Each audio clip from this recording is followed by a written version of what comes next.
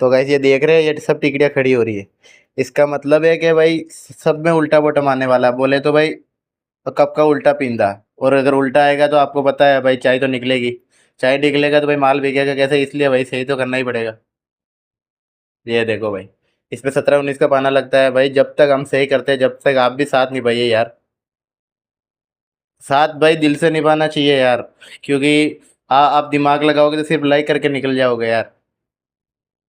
इसलिए बोलता हूँ थोड़ा प्यार दिखाओ भाई, दिमाग मत लगाओ, लाइक करके भाई फॉलो जरूर कर दो यार, ताकि हमारा जो भी नई वीडियो आए तो आपको सबसे पहले पता चले।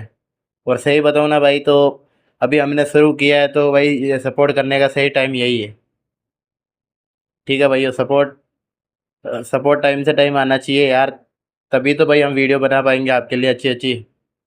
और वीडियो अच्छा लगे तो भाई कमेंट जरूर कर देना भाई मैकेनिकल भाई के लिए। ठीक है भाई, मिलते हैं नई वीडियो।